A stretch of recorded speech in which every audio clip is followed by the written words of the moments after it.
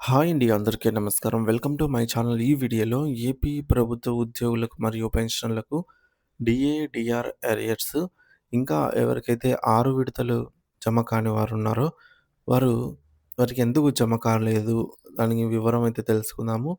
మరి ఏం చేస్తే వెంటనే జమ అవుతాయనేది చూద్దాము. వీడియోని అయితే ఎక్కడ గాని స్కిప్ చేయకుండా ఎండ్ వరకు చూసేయండి. అప్పుడే ఇన్ఫర్మేషన్ పూర్తిగా అర్థమవుతుంది. అలాగే వీడియో చూస్తున్న ప్రతి ఒక్కరు వీడియోకి లైక్ చేయండి ఫ్రెండ్స్. ఈ వీడియోని తోటి ఉద్యోగ, పెన్షన్ మిత్రులతో అయితే షేర్ చేయండి. కొత్తగా మన ఛానల్ చూస్తున్న వారు ఇంకా ఎవరైనా సబ్స్క్రైబ్ చేసుకోనట్లయితే వెంటనే మన ఛానల్‌ని సబ్స్క్రైబ్ చేసుకోండి. సో, దీని ద్వారా నేను చేసే లేటెస్ట్ వీడియోస్ అన్నీ మీ వరకు రీచ్ అవుతాయి. ఇక ఆలస్యం చేయకుండా వివరాల్లోకైతే వెళ్ళిపోదాము. ఫ్రెండ్స్ ఇక విషయానికొచ్చినట్లయితే ఆంధ్రప్రదేశ్ రాష్ట్ర వ్యాప్తంగా సంక్రాంతి సంబరాలు అంబరాన్ని అంటుతున్న వేళ ప్రభుత్వ ఉద్యోగులు మరియు పెన్షనర్ల ఖాతాలోకి డీఏ, డీఆర్ బకాయిలు జమ అవుతూ ఉండడంతో పండుగ జోష్ రెట్టింపైంది. అయితే ఈ బకాయిల చెల్లింపులకు సంబంధించి ప్రస్తుతం ఉద్యోగ వర్గాల్లో ఒక చిన్నపాటి గందరగోళం నెలకొంది. కొందరికి 3 విడతల సొమ్ము మాత్రమే జమ కాగా మరికొందరికి 6 విడతలు ఒకేసారి క్రెడిట్ అయ్యాయి. అసలు అందరికీ 6 విడతలొస్తాయా? లేక కొందరికే వస్తాయా? అనే ఈ ప్రశ్నలపై సమగ్ర విశ్లేషణ మరియు ప్రతి అంశం వెనుక ఉన్నటువంటి సాంకేతిక కారణాలను ఇక్కడ మనం వివరంగా తెలుసుకునే ప్రయత్నం చేద్దాము. ఇక కేవలం డబ్బు జమ కావడం మాత్రమే కాదు, ఏండ్ల తరబడి పెండింగ్‌లో ఉన్న హక్కుల సాధన కూడా ప్రస్తుతం జరుగుతున్న డీఏ అరియర్స్ చెల్లింపుల ప్రక్రియను గమనిస్తే కొందరికి మోదం అంటే సంతోషం, మరికొందరికి భేదం ఖేదం అంటే ఆనందం కనిపిస్తోంది. ఇక ఏకకాలంలో 6 విడతలు పడినటువంటి వారు సంతోషంగా పండుగ పనుల్లో మునిగిపోగా, కేవలం 3 విడతలు పడిన వారు లేదా ఇంకా నిధులు రాని వారు తమ పరిస్థితి ఏమిటా అని ఆరాధిస్తూ ఉన్నారు. నిజానికి ఈ బకాయిల వెనుక ఒక పెద్ద చరిత్రే ఉంది. జూలై 2018 నాటి డీఏను గత ప్రభుత్వం జనవరి 2021 నుండి నగదు రూపంలో మంజూరు చేస్తూ నిర్ణయం తీసుకుంది. ఆ సమయంలో సుమారు 30 నెలల పాటు పేరుకుపోయిన బకాయిలను ఉద్యోగులకు భారం కాకుండా ప్రభుత్వానికి కూడా 3 సమాన భాగాలుగా విభజించి చెల్లించాలని నిర్ణయం తీసుకున్నారు. దీని ప్రకారంగా మొదటి విడత జూలై 1, 2018 నుండి ఏప్రిల్ 30, 2019 వరకు, రెండో విడత మే 1, 2019 నుండి 28 ఫిబ్రవరి 2020 వరకు, మూడో విడత మార్చి 1, 2020 నుండి 31 డిసెంబర్ 2020 వరకు. సో, 3 ఇన్‌స్టాల్‌మెంట్‌గా బిల్లులు పెట్టడం జరిగింది. ఇక రెండో డీఏ విషయానికొస్తే 2019 జనవరికి సంబంధించిన బకాయిలను కూడా ఇదే పద్ధతిలో మరో 3 విడతలుగా విభజించారు.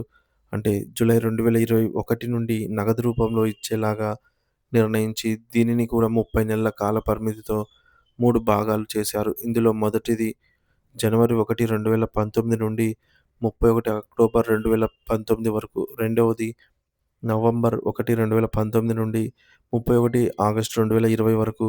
మూడోది సెప్టెంబర్ 1, 2020 నుండి జూన్ 30, 2021 వరకు ఉన్నాయి.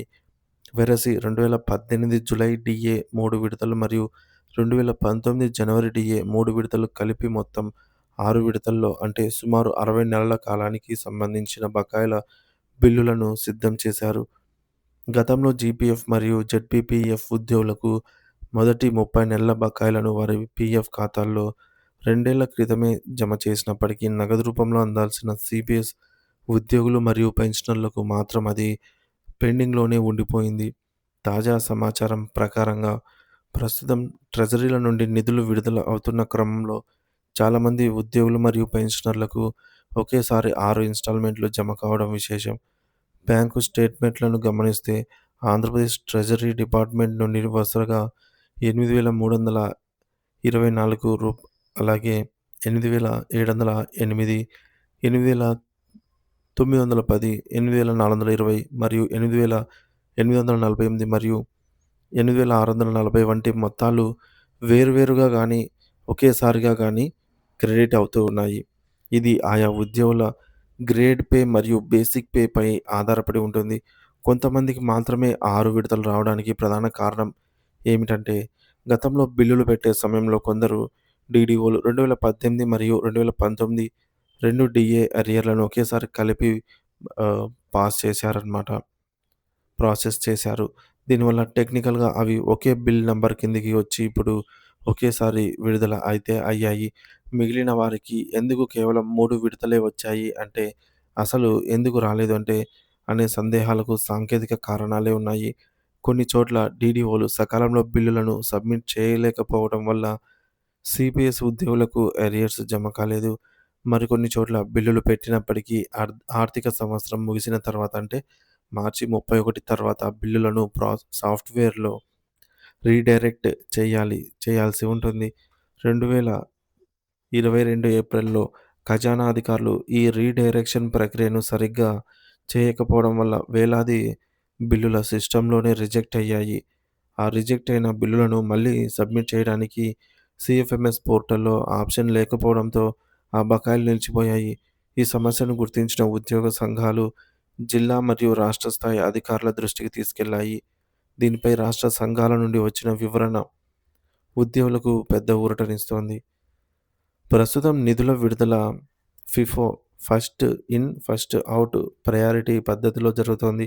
అంటే ట్రెజరీలో ఏ బిల్ నంబర్ ముందుగా ఆమోదం పొందితే ఆ నగదు ముందుగా జమ అవుతోంది.